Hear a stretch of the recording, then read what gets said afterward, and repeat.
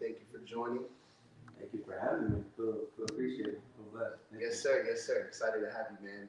So, real quick, introduce yourself and let everybody know how long you've been sober. My name is Jesus Xavier Corona. I go by Jesse, and today makes 26 days sober.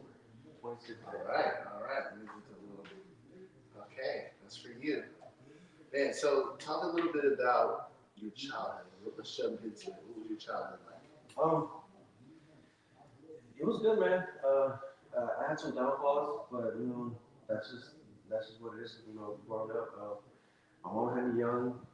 She's like at 14, 15 years old. Um, uh, Biological father dead, but with the grace of God, another man stepped up to the plate, and he goes by the name of Miguel Salazar. That's my dad. I was raised by my grandparents. I did a lot of moving as a kid. But I can't complain, man. I always had a roof over my head, clothes on my back, food in my belly. We weren't poor, we weren't rich, but we're good. Yeah, And we're all good. yeah, yeah. So, what was your drug of choice? And talk about the first time that you used Cocaine was my drug of choice, it. and Okay. the first time that I used it, I was about 16 years old. I threw a party at my grandma's house because she was away, like on vacation. Um, I had a lot of access to the house when she would leave. My mom would throw this party. She would be there and she did. And it would be me and like whoever was there. And then someone came and brought it and was like, hey, do you want to try it? And I was like, you know what? All right, let's do this. And I took one little bump. And then he was going for a drive real quick. He had just bought a Subaru, a WRX. Yeah, No, I'm sorry, it was STI. yeah. And he takes me on a trip. So I go to a party. I leave the party. Number one, Turbo Canyon. Off of one line. Off of one little line. Boom, here we go. Turbo? He's drifting, he's going. He sees another STI at a gas station. I don't know what it is about race car drivers, I don't know. But they can see each other, look, throw like a sign, and boom, boom, like give 3 beats. Give 3 beats, and they're going, like they're just going. They're both racing, here we go, now we're racing, Turbo Canyon. Um, but that was the first experience. But that wasn't what led me into doing it. Like, What was your favorite thing about Coke? my teeth being numb. Just, and I've heard stories that you can get Orajel, and like, Yeah. no. And then maybe it was like the dopamines or whatever in the chemicals in our brain that like, okay, just do it. And then for some odd reason, like I would do what I want. And it's funny because I like this is a little line, and it's this fucking big, and it's like like that's a little line. This fat, this big. Yeah, man, it's crazy because I've always been told like, hey, when you start, or if you start, control the drug, don't let it control you, and that shit just got a hold of me by the throat. People that say that, I don't even know where they're at. They're like on Skid Row, still saying the same thing. I want to know that. Yeah. I don't want to know. It scares me, bro. Like, I'll go to the store with my mom, and we'll see a bum or like someone talking to themselves, and it's like I was going that. If I would have continued, For sure. I would have been going down that same way. Yeah. And it's it's good to be here, man. I appreciate you so much for inviting me to this podcast and being in the in the presence of. And I want to say sorry because I shut you off for so long because I thought the program wasn't what it was. Yeah. But you gotta work it, man. If you want to be sober, you have to want to stay sober. You have to want to do it. If not, you ain't gonna fucking do it. It's not gonna work. It's true. When someone's ready, they're ready.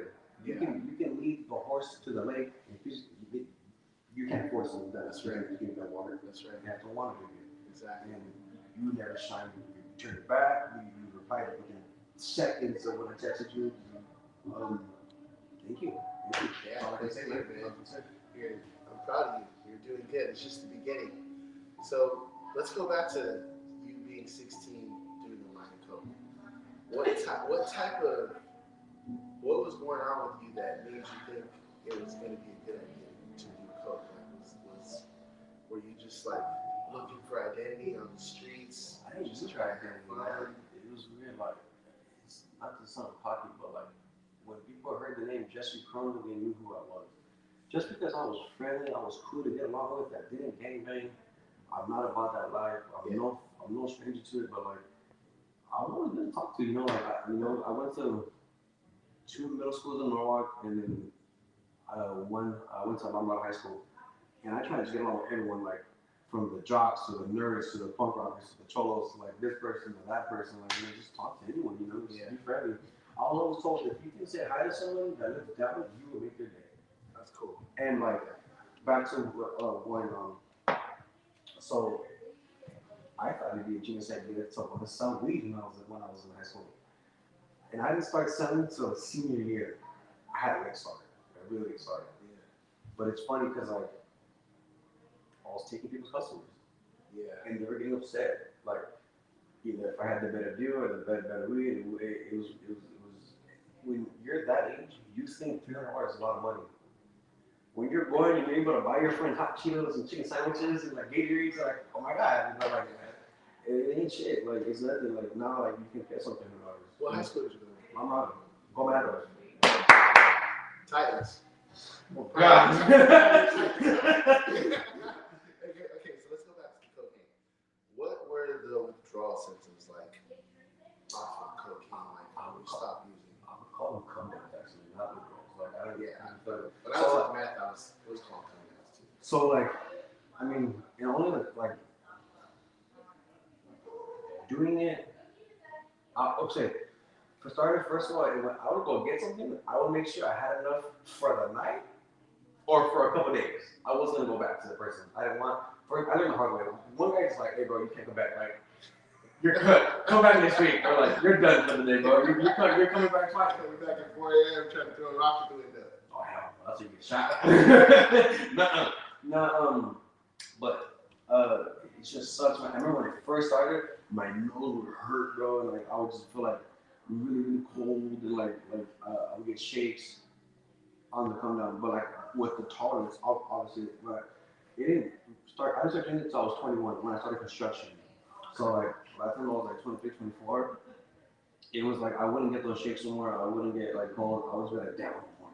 So you never let yourself get to that level of like truly coming down because you had enough. I always work. What's the craziest thing you ever did to get some coke? I can't tell you the crazy I tried to do. So I own firearms and I'm gonna sell my guns. Okay. And people that know about firearms, like they're worth a lot of money. You can sell them if it's cheap. You can sell them, And they're all legal. So I was gonna go to Turner. They're like, I know brothers. I'm like, go flip them or go sell them something. And my grandfather didn't let me because I had it in the safe. Yeah. And he goes, "What do you want to do with these for?" I'm like, "Why?" He goes, "You're not gonna go to shooting range. I know you're good shit. You're not gonna go. You don't have no bullets. Bullets are expensive." It's 3 a.m. You try to go. They're open the door.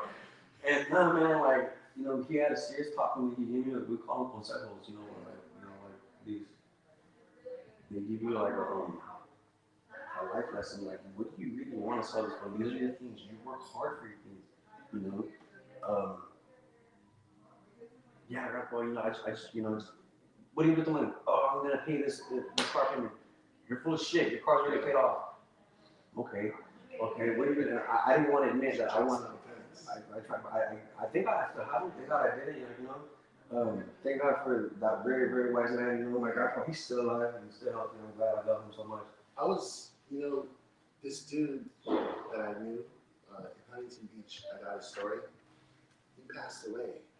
He was a meth smoker, and he ended up getting a hold of some meth that had fentanyl on it, and he straight up overdosed and died off of smoking meth that had fentanyl on it. Have you ever done coke or have you ever come across any type of situations like that? Yes, I have. So what had happened was I didn't get a sack, I didn't buy a sack, but someone offered me something and I thought it was coke. As soon as I did, now from this, the needle wasn't like that big, bro. The line, not even thick or nothing. I did it, instantly my stomach bubbled up and I was like, this is coke. Like, I know what is this? No, it's coke. And I threw it up instantly. On purpose? No, it just came up instantly. I was like, okay, and then they're like, yeah, man, get that poison off. I'm like, fuck you, what'd you give me, bro? Like what is it? It's coke. Whatever. I'm going to the crib. I went to the pad, and I just remember just like waking up in the hospital. Wow. By the grace of God, an angel came down and gave me CPR. I'm here. I'm a survivor. So there was fame. The doctor said you OD. Okay, so I came to and I had strange alarms. I was like, what the It was like a video game. Yeah. Like, you know when they Call of Duty, they throw a fucking concussion and like, Yeah. that's what it felt like. When I came to and I woke up, that's what it was like. Wow. And I was like, where the hell am I? The doctor goes, you OD, Mr. Cronin. I was like, nah. And it hit. Okay, I OD. And I'm looking like, I'm in a fucking hospital. What the hell? You know? They're like, okay, I want some water. All I wanted was water, bro, and I couldn't take a piss. I was laying down, it was horrible. Coming to it, they're like, hey, you had meth, fentanyl, and cocaine in your system. So that sack had meth and fentanyl. And coke. Yep. And you did a little tiny line. I did a little tiny line, that much, and I overdosed. Ended up in the hospital. Yep. Was that your rock bottom? Yes, it was. Yes, it was. That's about less than 24 hours later, I had text you, and I was like, I'm ready. It was like midnight, and I know you're sleeping because your shit says do not disturb. Notification silent, don't bug me. Isaac está dormido, don't bug me. Yeah. And then you didn't say, hey, I'm sleeping, you bro, good job, like, you ready? Yeah. You said, are you sure? Are you ready for this shit? Yeah. Take it seriously. I'm ready, like, Yeah. To be honest with you, I still had a sack in my fucking wallet that day, or the person gave me the thing. After I threw up, they gave it to me. And I fucking, I was like, I was in the hospital. I remember walking to the bathroom, and I looked at it, and I was like, man, I was like, fuck that. No, never again. And when I flushed it, it felt like a relief. Wow. It felt good, like, because there's been times where I had something like family like, get clean, or you know, like, do you have something I don't? You have a sack in your pocket, you have a sack in your fucking hat, you have whatever you have, wherever people hide this shit, and the people, I don't know, wherever they want to hide it, like, at that moment, I flushed it down the toilet, bro, and it felt good to flush it, like, to get rid of, like, it's straight from the culo to the toilet, or? I've never done that, but I've seen movies. I've seen movies. I saw American Blood in, blood out type of stuff. Blood in, blood out. I saw that movie. Okay, so how did you hit me up, let everybody know, like, say if somebody is in your position 24 hours before, if they want to get help, what should they do? You got like a minute, so just give your last words. Like, how can they change? How can they get out? If you have a sack on you right now, you gotta throw it away and flush it. If you think you know what it is, it probably isn't what it is, man. Flush it. You can die, or you can get. God, I give you one last ride, man, but it's not for everybody. You know, like, just if people out there watching, I have a big heart. I care for people that are sick with this disease. We have this fucking disease, I love you guys. You guys need to be a survivor for people. There are people that care about you. You think someone doesn't care about you? People do care about you. People on the streets, you don't think your mom's up there fucking crying, or, your sisters, your brothers, your lady, your man, whatever, Someone's thinking about you, but you don't care because you're them. Yeah. Love it, man. If you guys need help, somebody that needs help, you got family, you got friends, hit the link in my bio, share the video with somebody. The more you like, subscribe, and share, the more people we can reach. So please do that. Thanks again, Jesse, for coming on. We're going to do it again because you're funny. So we probably could do it like a lot and have a good time. So we gotta bring Doug.